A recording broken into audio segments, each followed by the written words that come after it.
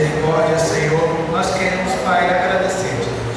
Agradecer pelas tuas maravilhas, pelas tuas promessas, ó Pai.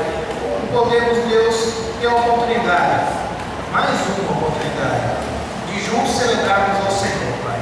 De bendizer o teu nome, de te exaltar, de te agradecer, ó Pai, por mais um ano de vida dessa comunidade, a qual o Senhor estabeleceu aqui em Canindé São Francisco, Senhor.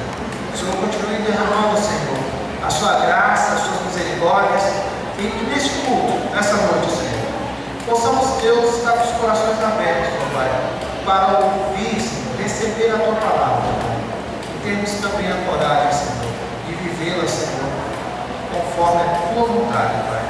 Abençoa-nos, Senhor, é o que eu te peço, ó Pai, em nome de Jesus. Amém. Você pode ir em pé aqui a sua Bíblia, no Salmo do número 96, 96, a partir do verso 1.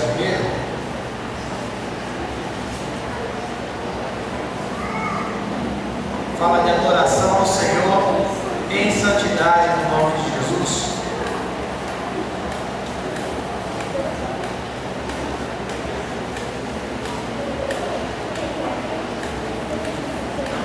Está dando para enxergar a projeção? Alguns conseguem? Tá. Obrigado. Então vamos fazer a leitura responsiva. Então, os irmãos do meu lado esquerdo poderão ler os versos ímpares, os irmãos do meu lado direito lerão os versos pares. Vamos lá, irmãos? Cantai ao Senhor, cantai ao Senhor toda a terra. Deixa eu começar de novo, porque eu acho que meus irmãos do meu lado esquerdo não entenderam. Acho que eu estava virado assim, esse aqui estava falando do outro lado. Então vamos começar outra vez, irmãos. Cantai ao Senhor um cântico novo, cantai ao Senhor toda a terra. Cantai ao Senhor, bendizer o seu nome, anunciai a sua salvação de dia em dia. Anunciai entre as nações a sua glória, entre todos os povos as suas maravilhas.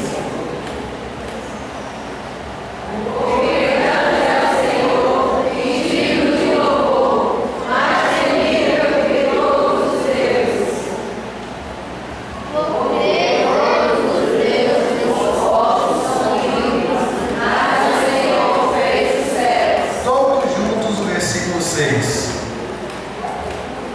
Glória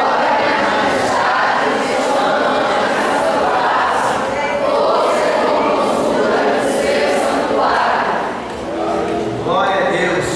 Dizer que tudo é possível, porque a palavra do Senhor nos garante que tudo, diante do Deus poderoso como nós conhecemos, é possível aquele que crê. É bem verdade que alguns pegam versículos para exaltar ainda mais esse Deus de uma forma errada, declarando lá em Filipenses 4:13, quando tudo suporto, ou tudo posso, ele suportar, mas nós sabemos que podemos suportar muitas coisas, muitas batalhas podemos atravessar, conhecendo um Deus que pode sim, todas as coisas, realizar na vida daquele que crê e que se coloca com o coração obediente à sua voz. Então vamos adorar esse Deus no nome de Jesus. Amém.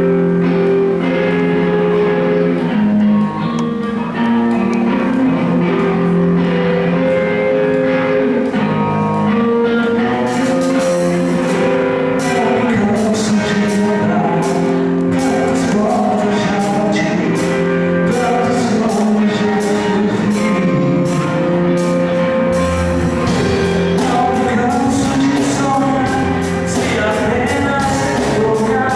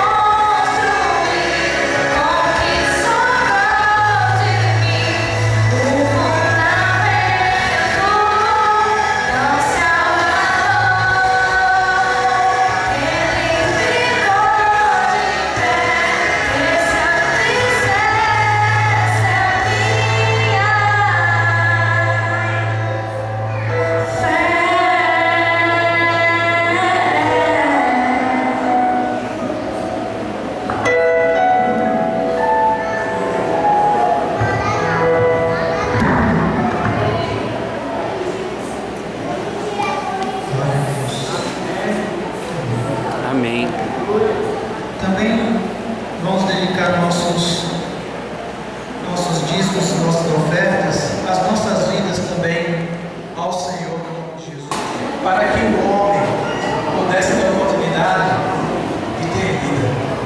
E vida essa em abundância, uma vida plena, que não é apenas vivenciada aqui, mas continuará nos céus, a partir do momento que o homem tem um encontro real com Deus. Nós sabemos disso, muitos do que é cristão já sabem disso. E nós cantamos e proclamamos uma verdade e devemos nos lembrar da urgência da qual Deus nos comissionou. Ide por todo mundo e pregar o Evangelho. Também está no imperativo, mas se não tivermos o amor pelas almas e pelas vidas, a compaixão que Jesus teve, de nada nos valerá a ordem se eu não tenho um comprometimento com as vidas que estão padecendo sem Deus. Vamos louvar o Senhor. Vamos agradecer esse Deus no nome de Jesus.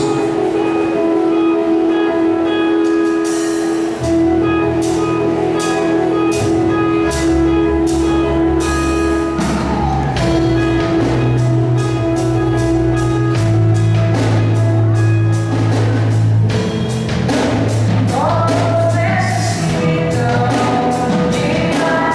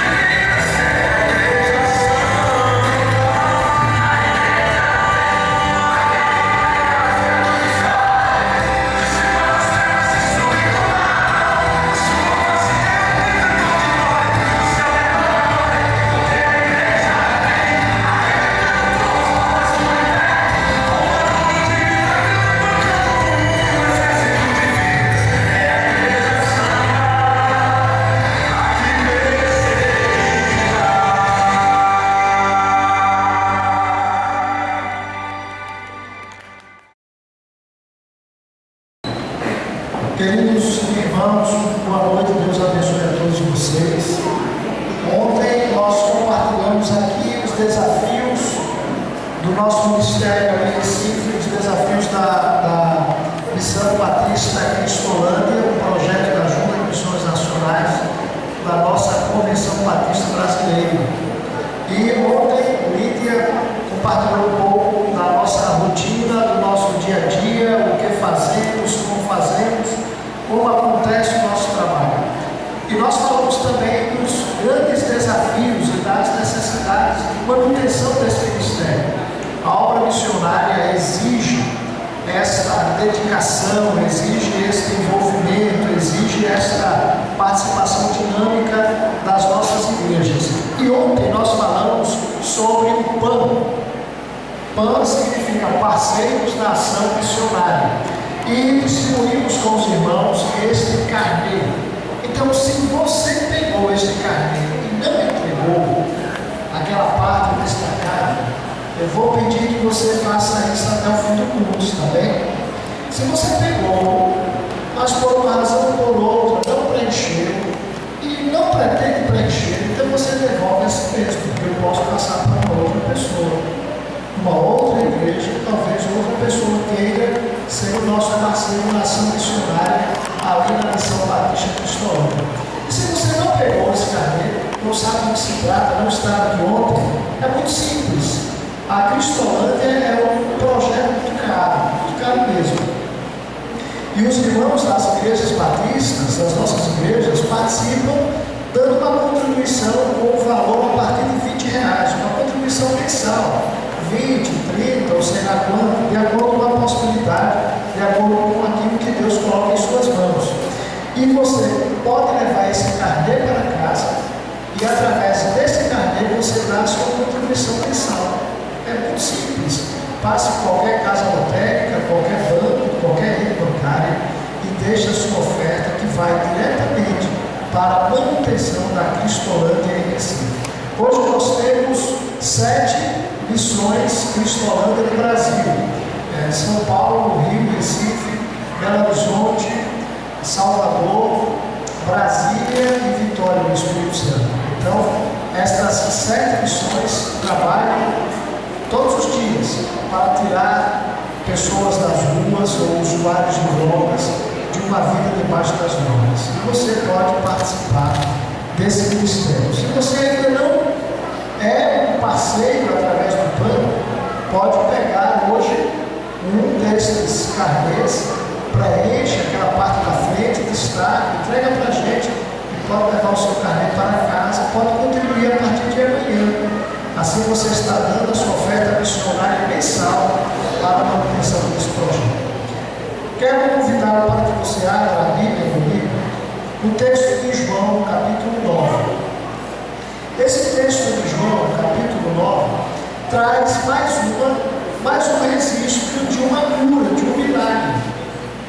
Traz mais um registro de um instante em que Jesus Cristo encontra-se com alguém que precisava de cura. Desta feita, um cego de nascença. Antes de examinar o texto de João, capítulo 9, eu quero chamar a sua atenção para o que nós encontramos lá no final do capítulo, no final do Evangelho, de acordo com João. Se você abrir a sua Bíblia comigo, no texto de João, no capítulo 20, você verá comigo algumas coisas interessantes. Por exemplo,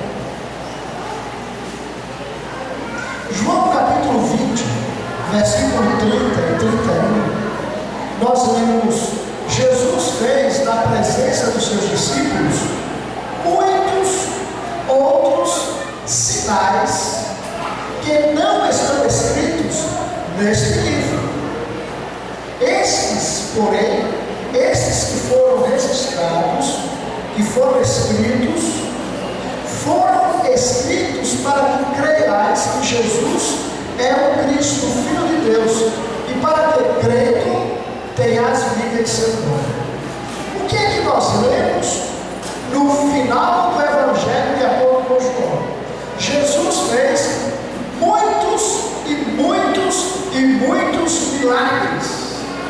E muitos desses milagres não foram registrados aqui, nem no Evangelho de acordo com João, nem no Evangelho de acordo com Mateus, nem de acordo com Lucas, nem de acordo com Marcos. Muitos milagres, centenas, dezenas, milhares desses milagres feitos pelo Senhor nunca foram registrados. Nunca.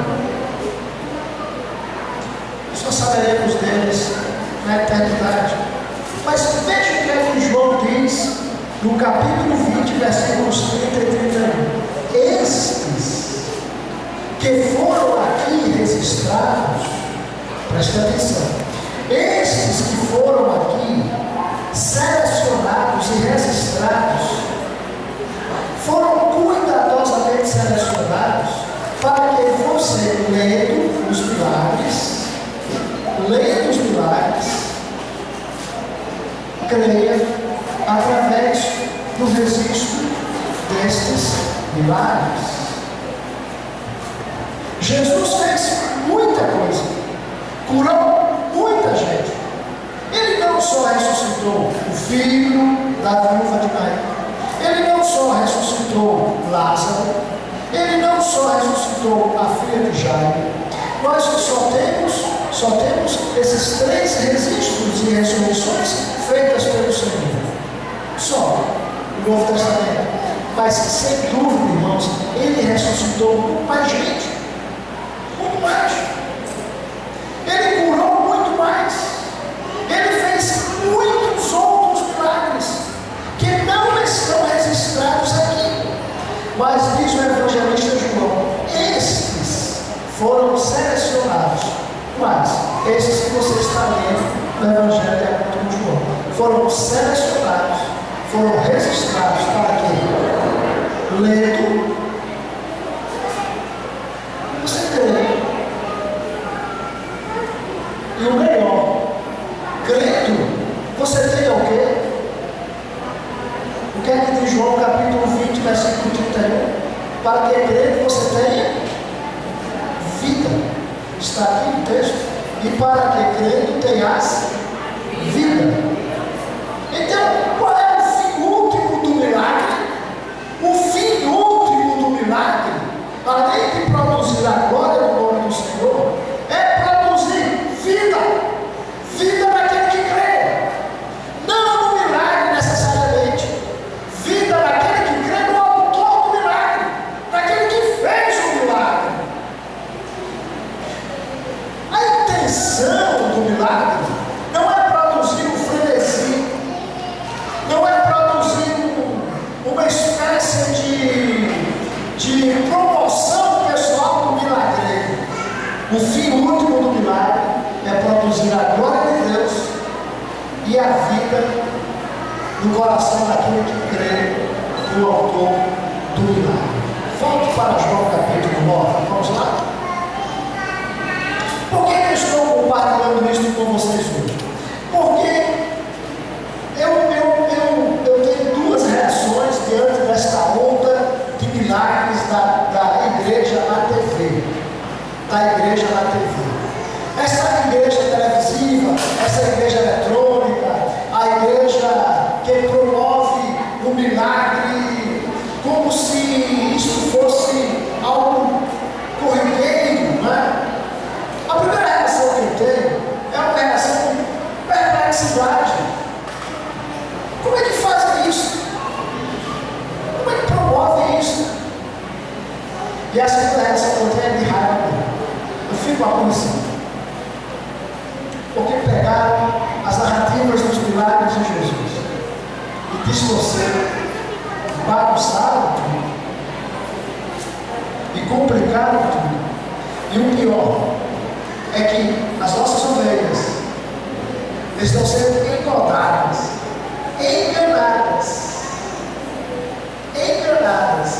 encantadas com esta onda de milagres que nem produz glória para o nome do Senhor e nem produz vida no coração daquele que crê, mas produz um lucro e um rendimento financeiro muito grande ao milagreiro.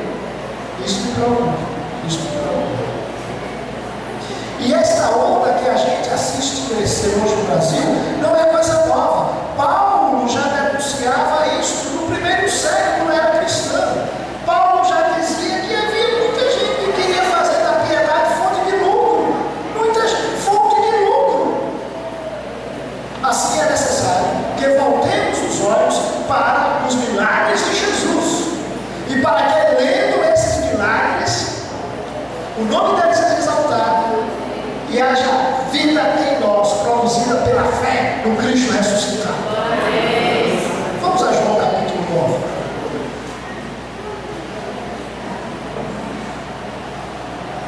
Irmãos, Jesus curou muito sério. Muito mesmo. Você lembra de Lucas, capítulo 18, quando ele entra em Jericó, ou outro narrativo, quando ele vai sair de Jericó, que ele encontra Bartimeu, ele cura lá Bartimeu. O que é que você quer? Senhor, eu quero ver de novo. Veja. Mas agora no capítulo 9 de João, Jesus Cristo passa por um homem cego, e ele diz, no capítulo, agora eu preciso que você preste bastante atenção na sequência do texto, tá certo? Para que o sermão faça sentido na sua cabeça, para que você se alegre com o coração, mas para que a sua mente fique cheia dessa verdade bíblica. Ele passa pelo cego, e olha o que é que ele diz: enquanto eu estou no mundo, eu sou o quê? Enquanto eu estou no mundo, eu sou a luz do cego ver a luz? Não, né? Então o que é que ele faz para mostrar que ele é a luz do mundo?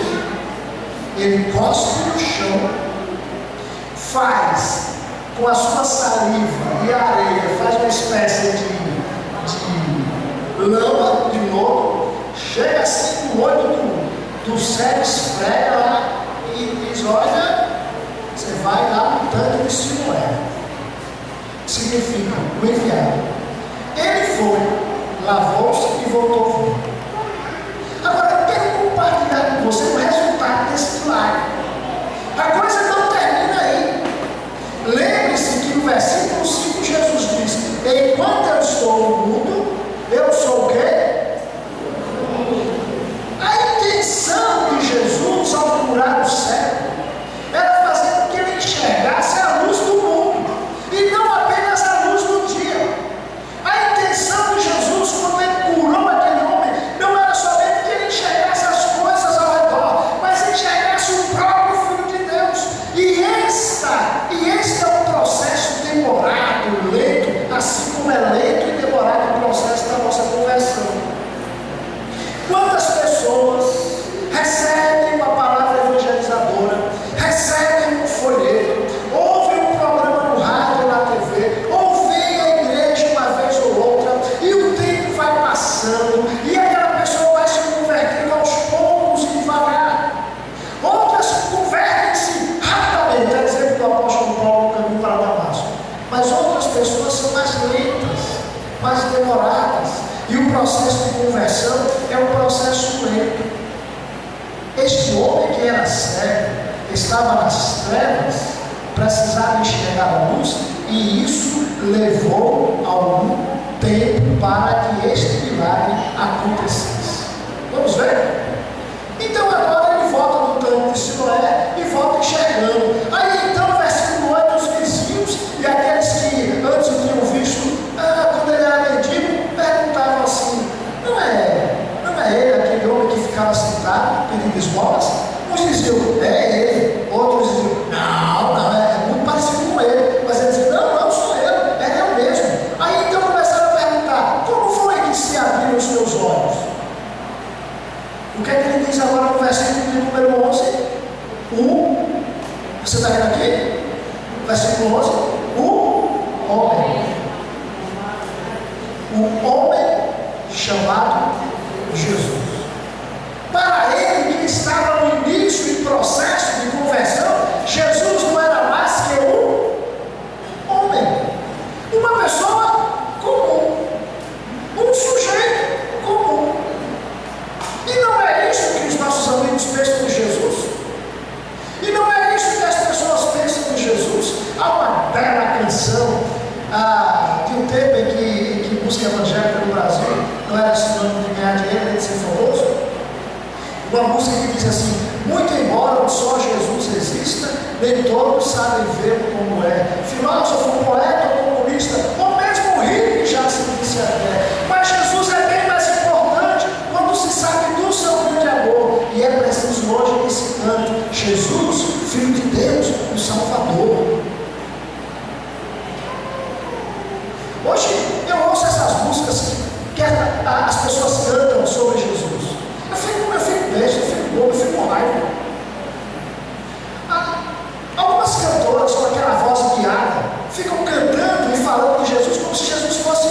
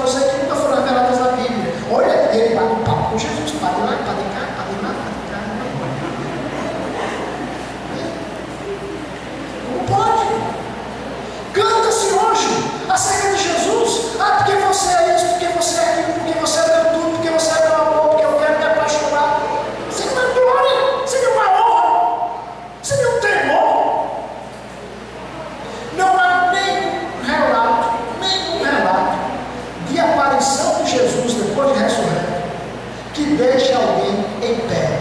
Todo mundo cai. Pode procurar no Novo Testamento. Todas as vezes que o Cristo ressuscitado aparecia, a gente caiu.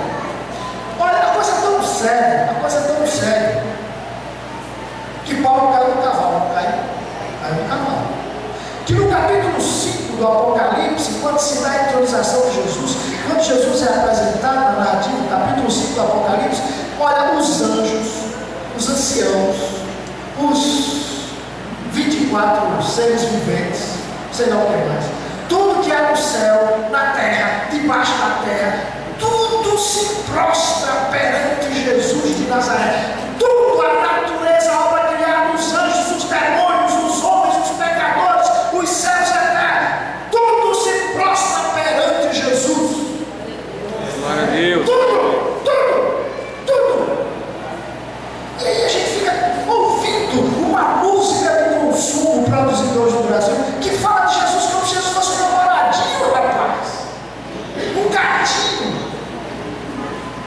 Outro dia eu vi um adesivo no vidro do carro. Jesus é lindo e cheiroso. Oi?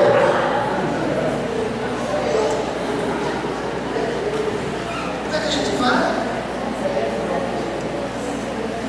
Eu não duvido que ele seja cheiroso, não. Mas em que isso comunica algum poder salvador de Jesus? Em que? Parece que perdemos o respeito, o temor e a beleza da contemplação do Cristo ressuscitado. Jesus está se tornando, sabe o quê? Qualquer um. Mais um. Irmãos, eu era adolescentezinho, estava passando na rua em Natal, quando eu passava em frente a um templo da igreja, um templo da Seite-Onoye, do Massahara Taniguchi, da Seite-Onoye. E eu passava em frente ao templo e me chamou a atenção uma cena, dois rapazes que iam entrar naquele templo, aí eles iam entrar, eles estavam se dirigindo naquele templo, pararam na porta, sacudiram os pés, pegaram o chiclete, jogaram fora, e eu fiquei olhando eles na porta do templo da igreja Seite-Onoye.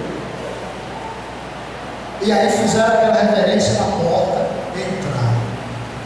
Hoje o nosso pessoal vem para a igreja, vai de qualquer jeito, não larga o celular, fica pipipi, papapá, mandando um zap para cima e para baixo. Durante o culto, durante o louvor, durante a pregação, as meninas vêm com umas roupas que nenhuma não crê que não usa mais na rua. E está todo mundo bem, está todo mundo jovem, está todo mundo alegre. Perdemos completamente o respeito. Estamos naquele nível de revelação daquele que fora cego. Quem foi que te curou? Não foi que ele disse? Um homem chamado Jesus. Para ele, até aquele momento, Jesus era apenas um homem. Um processo de ver a luz, um processo de conversão, um processo de enxergar a luz, conforme João 9,5 estava apenas começando. A visão que ele tinha acerca de Jesus era muito turva, era muito iniciante, era muito precária. Embora agora ele estivesse com seus olhos físicos enxergando tudo, seu coração ainda não havia enxergado totalmente Jesus. Então o diálogo continua, João capítulo 9. Eu digo, bom, o que você diz? Como seus olhos foram abertos, versículo 10. O homem que se chama Jesus fez lodo com todos os olhos, e ele me disse, vai Siloé, lava-te. Aí eu fui, pois, lavei-me e fiquei vendo. E o que ele está? Sei lá. Versículo de número 12, sei lá. Aí então levaram aos fariseus que foram cegos. Mas era um problema, era sábado, o dia que Jesus fez o milagre, o lodo e abriu os olhos. Então os fariseus também se puseram a lhe perguntar como foi que ele recobrou a vista. E ele disse, pôs-me lodo sobre os olhos, lavei e me vejo. Alguns fariseus diziam, este homem não é o quê? Além de ser homem,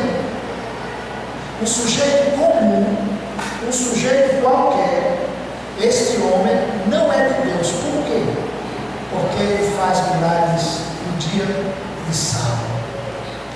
Ele não pode ser de Deus. Mas olha, irmãos, a coisa ficou um clima tão complicado que no versículo 16 perguntaram assim: como pode um homem pecador fazer tais sinais? E havia então confusão entre eles. Voltaram-se para o que fora sério e perguntou assim: qual é a sua opinião a respeito dele? O que é que você diz dele? Opa, temos aqui progresso. Quando Jesus encheu os olhos do camarada de lodo, mandou que ele se lavasse no tanque. Como é o nome do tanque? Que significa o quê? O profeta, o enviado, aquele que Deus mandou para trazer o recado dele para o nosso coração. Sabe o que é que o homem que fora sério diz agora? Eu digo que ele, além de homem, sabe o quê? Um profeta. A visão estava se ampliando, se alargando. Ele não é apenas homem, ele é homem sim, mas ele também ele não é um homem comum. Ele não é mais um sujeito qualquer. Ele foi enviado. Ele veio da parte de Deus. Irmãos, aquele que for a sério, tanto física quanto espiritualmente, começa a revelar visão acerca de Deus. Enquanto que os fariseus que achavam que enxergavam, diziam: este homem é um pecador, ele não pode ser de Deus, porque o homem de Deus não faz milagres no sábado. Aquele que for a sério diz: olha, ele não é um homem comum, ele é um profeta. Eu quero, nessa altura da nossa conversa, perguntar para você: qual é a sua visão acerca de Jesus? Como você o enxerga? Como você o vê? Quem é Jesus para você? Quem é Jesus para você? Aquele que for a sério, dá um passo significativo no seu crescimento espiritual. Aquele que for a sério declara que começa agora a ter uma visão mais burilada, mais delicada, mais refinada acerca de Jesus. Para ele, Jesus agora não era apenas homem, ele era profeta. Os judeus não acreditaram no versículo 18, não acreditaram que ele tinha sido cego, que agora não enxergava. Mas chamaram os pais dele e perguntaram aos pais: é este o filho de vocês, que vocês dizem que nasceu cego? Como é que ele veio agora? Os pais disseram: não temos nada a ver com isso, sabemos que ele é nosso filho, sabemos que ele nasceu cego, mas como agora ele vê, nós não sabemos, perguntem para ele. Os seus pais disseram isso, versículo 22, porque temiam os judeus, porquanto já tinham estes combinado que se alguém confessasse que Jesus, se alguém confessasse ser Jesus o Cristo, fosse expulso da sinagoga. Então os pais disseram: conhece Neco? Não é comigo não, é com ele, pergunta para ele. Não temos nada a ver com isso. Sabemos que ele é nosso filho, sabemos que ele nasceu cego. Agora, como ele está vendo agora, os pais disseram: nós não temos nada a ver com isso. Sabe por quê? Porque os pais eram o quê? Quem disser vai ganhar um carnê do plano de graça. Os pais eram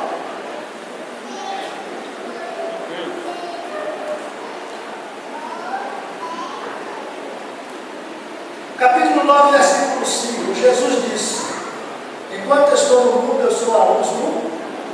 Quem nessa história começava a enxergar? Os pais ou o filho? O filho.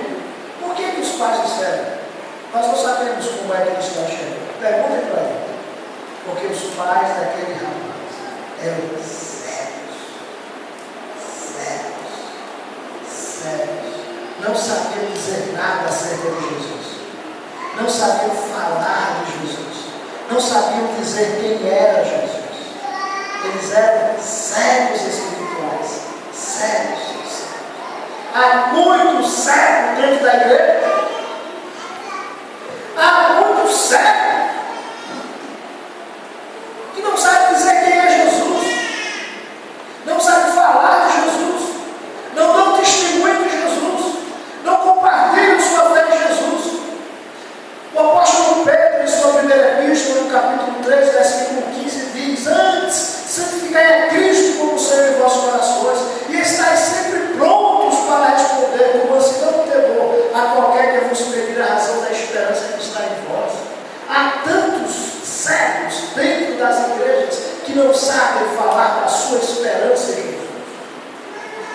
dar testemunho. Passam anos e anos e anos fazendo parte da igreja e nunca levam uma pessoa a Jesus. Pelo contrário, com o seu testemunho até afastam, separam, evitam, fazem com que os amigos não crentes não queiram fazer parte da igreja, não queiram saber de Jesus por causa do seu testemunho. Há muitos nas igrejas, como os pais daquele rapaz. Não sei não. Não sei falar isso não. Não sei dizer isso. Pergunta ao pastor. Pergunta à mulher do pastor. Eu não sei não. Não sei sobre esse negócio da volta de Jesus. Não sei sobre esse negócio de condenação eterna. Não sei o que está escrito em João 3,16. Mas conhece todas as músicas do Pablo. Vou dizer.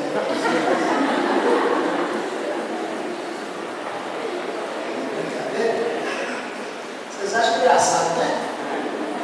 Todo mundo serve, fala de mal, todo mundo gosta. Não sabem falar de Jesus. São cegos. Cegos. E qualquer coisa que diga respeito a assuntos espirituais, essas pessoas dizem: procure fulano, procure ciclano, procure pastor. Vamos continuar a história. Os fariseus então ficaram muito preocupados. Os fariseus, versículo 24, chamaram pela segunda vez o homem que fora cego e ele perguntaram, eles disseram: dê glória a Deus, diga glória a Deus, porque nós sabemos que esse homem, Jesus, é pecador. E ele diz: olha, se ele é pecador, eu não sei. Mas uma coisa eu sei, eu era cego e agora eu vejo. Se ele é pecador, eu não sei porque eu não conheço. Se ele é pecador, eu não sei porque eu não vi. Se ele é pecador, eu não sei porque eu não tenho comunhão com ele. Mas uma coisa eu posso lhe afirmar: eu nasci cego, eu era cego, e agora, depois que ele me encontrou, mendigando, ele me curou. Eu vejo. Eu vejo. Meus irmãos, quando nós vamos às igrejas, nas nossas agendas, nas nossas saídas costumeiras, todo final de semana nós estamos numa igreja diferente. Nós levamos os rapazes daqui Solano, levamos os rapazes daqui Solano conosco, os alunos, né, os missionários, e eles dão testemunho. E é interessante ouvir o testemunho deles. Nós ouvimos os testemunhos desses rapazes toda semana e não ficamos cansados. Eles dizem: eu era um viciado, eu era um ladrão, eu era um traficante, eu matei. Eles dizem: eu matava no passado, eu roubava e matava. Depois que Jesus me encontrou, eu fui transformado. Eu era cego, mas agora eu vejo. Eu vejo. Uma vez fomos numa faculdade de ciências humanas, lá em Olinda. A turma de psicologia daquela universidade, o curso de psicologia, nos convidou para um encontro lá com os acadêmicos de psicologia. E nós fomos lá. E eu fui levando alguns alunos. E eles queriam, professores e alunos, queriam entender como se dá esse processo de conversão, de mudança de mente. Quem é que vai saber explicar isso? Quem?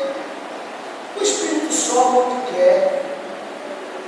Quem é que vai explicar humanamente a um acadêmico ou professor de psicologia como se dá o processo de conversão? Mas nós fomos. E lá estávamos, a sala reunida, os professores, os alunos. Um encontro muito legal, um encontro muito simpático, um encontro muito bom. E em dado momento, um dos nossos alunos deu o testemunho dele. No passado, eu era traficante, eu era chefe de tráfico de uma favela em São Paulo. E eu me casei com a filha do meu patrão, que era o dono de todas as bocas lá.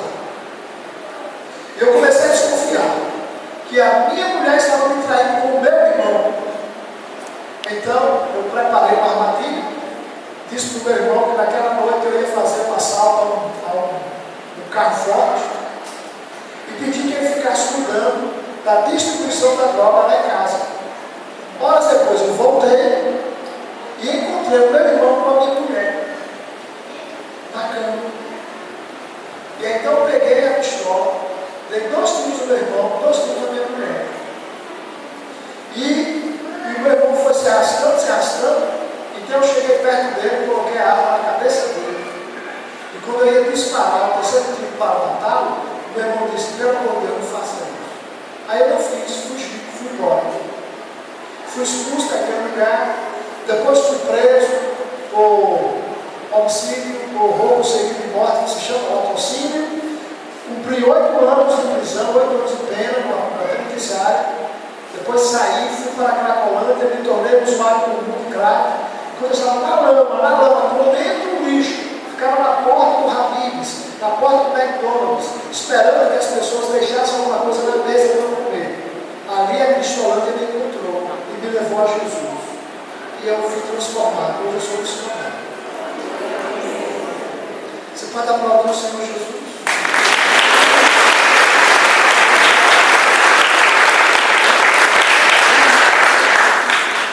Aí o rapaz estava naquela sala e disse: eu não acredito nisso. Eu não posso aceitar que você que matou, que atirou no seu irmão, que tirou a vida de pessoas, diga hoje que é um crente, que é um salvo. Eu perguntei: mas por quê? Porque o meu irmão foi morto pelo tráfico, por um usuário de drogas. Sabe? Então você não aceita o fato de que ele mudou de vida. Não aceita. Sabe o que aquele ex-cego disse para as pessoas? Eu não sei bem quem é ele. Eu não conheço. Eu ainda não vi. Porque até então ele não tinha visto a Jesus ainda. Eu não sei. Mas uma coisa eu sei. Olha, eu era assim. Esta era a minha vida. Eu era torto. Eu era um pervertido. Eu era um miserável. Eu era um desgraçado. A minha vida era uma miséria. Mas depois que Jesus me encontrou, ele me abriu os olhos. Eu era cego, agora eu vejo. Continuando, já no caminho, já no finzinho da nossa conversa. Então, pergunto: mas como foi que ele abriu os seus olhos? E no versículo 27, eu já disse: vocês não estão atendendo ao que eu falei. Para que quereis tornar a ouvir? Acaso também vós quereis tornar os discípulos dele? Então injuriaram e disseram: discípulo és tu, nós somos discípulos de Moisés, sabemos que Deus falou a Moisés. Aí então o cego, versículo 30, o ex-cego diz: nisto está a maravilha. Não sabeis do que ele é, mas ele me abriu os olhos. Nós sabemos, senhores. Olha agora o ex-cego apontando o caminho para os fariseus. Aquele que no passado, bem recente, não enxergava, não via nada, não tinha nenhuma visão espiritual, está agora apontando o caminho para os fariseus. Senhores, nós sabemos que Deus não ouve a pecadores, mas se alguém for temente a Deus e fizer a sua vontade, a esse ele ouvirá. Desde o princípio do mundo, senhores, nunca se ouviu que alguém abrisse os olhos ao cego. Se este não fosse de Deus, nada poderia fazer. Você percebe a progressão do discernimento espiritual daquele homem que foi cego? Quem foi que te abriu os olhos? Um homem chamado Jesus. O que é que você diz dele? Eu digo que ele é profeta. E o que mais? Eu digo que ele é de Deus, porque se ele não fosse de Deus, nada poderia fazer. Irmãos, os fariseus, aqueles que achavam que tinham a visão do caminho de Deus, diziam de pé junto que Jesus não era de Deus, que Jesus era do demônio, porque Jesus curava no sábado. Aquele homem que não tinha nenhuma visão, pouco tempo antes, estava lá dizendo: ele é de Deus. Ele é de Deus, porque ele me abriu os olhos, porque ele me curou, porque ele perdoou os meus pecados, porque ele transformou a minha vida, porque ele mudou o meu destino, porque ele ressuscitou no terceiro dia. Ele é de Deus, sim. Vocês que não estão enxergando, porque vocês são cegos, mas ele abriu os meus olhos. Finalmente, versículo 35, Jesus soube que o havia expulsado. E quando Jesus o achou, perguntou: vem cá, versículo número 35, você crê no Filho do Homem? Aí ele disse: quem é ele para que eu creia nele? Aí Jesus fecha toda a questão do capítulo 9, dizendo: você crê em Jesus? Você crê no Filho do Homem? Senhor, quem é ele? Olha como é que Jesus responde: tu já o viste, e é este que fala contigo.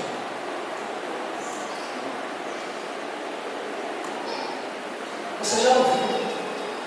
Senhor, quem é ele? Eu não conheço. O Filho do Homem? O Filho de Deus? Quem é ele? Eu não sei quem é. Você sabe. Você já ouviu. Meus irmãos, esse é o segundo encontro daquele homem com Jesus. No primeiro encontro, ele era o quê? Mas Jesus diz: você já me viu. Mas me viu quando? Se ele era cego no primeiro encontro. Viu como? Viu quando? Se ele se encontrou com Jesus 2 vezes. E no segundo encontro, Jesus diz: você crê no Filho do Homem? Nem sei quem ele é. Não, mas você já ouviu. Mas eu vi. Como que eu vi? Se eu até agora era cego. Ah, você ouviu. Você ouviu quando naquele momento você creu. Quando eu lhe disse: vá ao tanque de Siloé e se lave. Naquele momento em que você creu, naquele momento em que você decidiu obedecer, saiu do seu lugar e foi ao tanque se lavar, naquele momento você me viu. Você não tinha visão dos olhos carnais, mas o seu coração estava enxergando pela fé. Você me viu, mas eu não sei. Mas quando você creu, você me viu. Olha o que Jesus está dizendo. Eu sou o Filho do Homem, mas você me viu quando você decidiu crer, decidiu obedecer. Irmãos, lembram-se do encontro de Jesus com Tomé? Porque você me viu, você creu, né, Tomé? Bonito na sua cara. Tomé, bem-aventurados os que não viram, mas creio. Irmãos, eu nunca tive uma visão de Jesus, ó. Eu nunca tive uma visão com Jesus. Eu não sei se você já teve, mas a visão do demônio eu já tive. Não é que o demônio eu já vi, mas nunca vi Jesus. Olha só que coisa. Um dia eu estava com uma questão, mas eu já tive uma visão do demônio, mas de Jesus eu nunca tive visão. Mas eu não creio no demônio, eu creio em Jesus, mas eu nunca vi, mas eu creio. Você crê? Você nunca viu, mas você crê. Jesus fecha o seu encontro com aquele que for cego, dizendo: você crê? Você crê no Filho do Homem? Não sei quem ele é, mas você já ouviu. Você ouviu quando você decidiu crer. Você ouviu quando você decidiu obedecer. Aí então, no versículo 38, ele disse: creio no Senhor, e o adorou. E Jesus encerra o capítulo 9 de João dizendo: eu vim a este mundo para juízo, a fim de que os que não veem, vejam, e aqueles que pensam que veem, descubram, entendam que são cegos. Você crê em Jesus? Amém. Se você não crê ainda, esse é o momento de permitir que Deus faça um milagre na sua vida. Esse é o momento de permitir que Deus abra seus olhos espirituais para que você creia, para que de fato você tenha uma visão de Jesus e para que você volte para casa tendo visto. Volte para casa e amanhã retome a sua semana olhando para Jesus, enxergando a Jesus. E para tanto você precisa crer, porque sem fé é impossível agradar a Deus. Sem fé não se pode chegar perto de Deus. Sem fé não tem negócio com Deus. Sem fé não tem comunhão, não tem relação, não tem intimidade com Deus. Você crê em Jesus? Amém. Se você ainda não crê, este é o momento de dar o seu passo de fé. Este é o momento de dizer: Senhor, eu quero crer. Eu abro meu coração para crer. Faça um milagre faça um milagre em minha vida. Faça um milagre. Para que eu creia. E para que a partir de hoje eu ande pela fé. Tendo o Senhor à minha frente. Eu ande olhando, um dos mais belos hinos do nosso doutor cristão diz, olhando para quem? Para Cristo, grande autor da salvação. Eu quero andar assim. Eu quero andar olhando para Jesus. Vamos em pé, orar ao Senhor. Coloque-se em pé, meus irmãos.